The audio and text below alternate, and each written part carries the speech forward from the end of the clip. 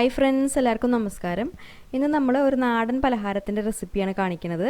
ഗോതമ്പ് പൊടി വെച്ചിട്ട് വൈകുന്നേരത്തെ ചായയുടെ കൂടെയൊക്കെ കഴിക്കാൻ പെട്ടെന്ന് ഉണ്ടാക്കിയെടുക്കാൻ പറ്റുന്ന നല്ലൊരു പലഹാരമാണ്. അപ്പോൾ അതെങ്ങനെയാണ് ചെയ്യാൻ നോക്കാം. അപ്പോൾ അതിന് വേണ്ടിയിട്ട് ഒരു ബൗളിലേക്ക് നമുക്ക് 1 കപ്പ് ഗോതമ്പ് പൊടി ഇട്ട് കൊടുക്കാം. അപ്പോൾ ഈ ഒരു പലഹാരം നമ്മൾ സാധാരണ ഗോതമ്പ് പൊടി വെച്ചിട്ട് തന്നെയാണ് ചെയ്യുക. കുറേ പേർക്കൊക്കെ അറിയുന്നുണ്ടാവും, ഇതൊരു പഴയകാല ചായക്കട പലഹാരമാണ്. അപ്പോൾ ഗോതമ്പ് പൊടിയാണ് നമ്മളെപ്പോഴും ഇതുണ്ടാക്കാനായിട്ട് ഉപയോഗിക്കുക. ഇനി നമ്മളിതിൽ ചേർത്ത് കൊടുക്കുന്നത് സവാളയാണ്. അപ്പോൾ ഒരു ചെറിയ സവാള അതുപോലെ കഷ്ണങ്ങളാക്കിയിട്ട് ചേർത്ത് കൊടുക്കാം.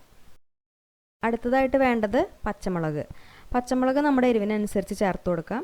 ഇതിപ്പോൾ ഞാനിവിടെ അധികം എരിവില്ലാത്ത മുളകായതുകൊണ്ട് ഒരു 3 പച്ചമുളക് എടുത്തിട്ടുണ്ട്. അപ്പോൾ നമ്മുടെ എരിവിനനുസരിച്ച് ചേർത്ത് കൊടുക്കുക. ഇതുപോലെ ചെറുതായി അരിഞ്ഞിട്ട് ചേർത്ത് കൊടുത്താൽ മതി. പിന്നെ നമ്മളിതിൽ ചേർത്ത് കൊടുക്കുന്നത് ഇഞ്ചിയാണ്. അപ്പോൾ ചെറുതായി കൊത്തി അരിഞ്ഞിട്ടുള്ള ഇഞ്ചി ഏകദേശം 1 ടേബിൾ സ്പൂൺ ചേർത്ത് കൊടുക്കാം. പിന്നെ കുറച്ച് കറിവേപ്പില ചേർക്കാം. അപ്പോൾ കറിവേപ്പിലയുടെ ആ ഫ്ലേവർ നന്നായി കിട്ടാൻ വേണ്ടിയിട്ട് ചെറുതായി അരിഞ്ഞിട്ടാണ് ചേർത്ത് കൊടുത്തിരിക്കുന്നത്.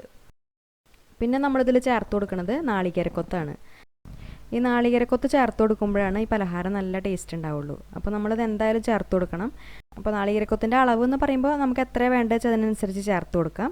ഞാനിപ്പോൾ ഇവിടെ ഒരു 6 ടേബിൾ സ്പൂൺ നാളികേരക്കൊത്താണ് ചേർത്ത് കൊടുക്കുന്നത്. അതിനുശേഷം നമുക്കിതിലേക്ക് ആവശ്യത്തിനുള്ള ഉപ്പും ചേർത്ത് കൊടുക്കാം. എന്നിട്ട് ഇതെല്ലാം കൂടിയിട്ട് നന്നായിട്ട് തിരുമ്മി യോജിപ്പിച്ചെടുക്കണം. ഇതിൽ നമ്മൾ ചേർത്തിട്ടുള്ള സവോളയുടെയും പച്ചമുളകിൻ്റെയും ഇഞ്ചിയുടെയും കറിവേപ്പിലയുടെ ഒക്കെ ആ ഫ്ലേവർ നന്നായിട്ട് കിട്ടണം. അപ്പോൾ അതിന് വേണ്ടിയിട്ട് ഇതുപോലെ കൈ വെച്ചിട്ട് നന്നായിട്ടൊന്ന് തിരുമ്മി യോജിപ്പിച്ചെടുക്കാം. അതിനുശേഷം നമുക്ക് ഇതിലേക്ക് കുറച്ച് വെള്ളം ഒഴിച്ച് കൊടുത്തിട്ട് ഇതൊന്ന് കുഴച്ചെടുക്കുകയാണ് വേണ്ടത്. അപ്പോൾ അതിൻ്റെ മാവ് എന്ന് പറയുമ്പോൾ ലൂസായി പോകാനും പാടില്ല, എന്നാൽ ഒരുപാട് തിക്കാവാനും പാടില്ല. ആ രീതിയിലാണ് വേണ്ടത്. അപ്പോൾ കുറച്ചായിട്ട് വെള്ളം ഒഴിച്ച് കൊടുത്തിട്ട് കുഴച്ചെടുക്കാം. നമ്മളിപ്പോൾ വടക്കൊക്കെ വേണ്ടിയിട്ട് മാവ് ഉണ്ടാക്കിയെടുക്കുന്ന പോലെ തന്നെ ഏകദേശം ആ രീതിയിലാണ് ഇതിനുള്ള മാവും വേണ്ടത്. ഇപ്പോൾ മാവ് ഇവിടെ റെഡി ആയിട്ടുണ്ട്. അപ്പോൾ അത് കുഴച്ചെടുക്കാൻ വേണ്ടിയിട്ടുള്ള വെള്ളത്തിൻ്റെ അളവ് പറയുമ്പോൾ ഏകദേശം 1/2 കപ്പും കുറച്ച് കൂടുതലായിട്ട് എടുത്തിട്ടുണ്ടാകും. അതായത് 1/4 കപ്പൊന്നും എടുത്തിട്ടില്ല, 1/2 കപ്പിനും 1/4 കപ്പിനും ഇടയിലുള്ള വെള്ളം, അത്രയും വെള്ളം മതിയാവും. അപ്പോൾ ഈ ഒരു രീതിയിലാണ് നമ്മളിതിൻ്റെ മാവ് റെഡിയാക്കി എടുക്കേണ്ടത്. നമ്മളിത് എടുത്തിട്ട് ഉരുട്ടി നോക്കുമ്പോൾ ഉരുട്ടാനായിട്ട് പറ്റണം. അതാണ് അതിൻ്റെ ഒരു പരുവെന്ന് പറയുന്നത്. ഇനി ഇത് റെസ്റ്റ് ചെയ്യാനൊന്നും വെക്കേണ്ട ആവശ്യമില്ല, പെട്ടെന്ന് തന്നെ ഉണ്ടാക്കിയെടുക്കാം.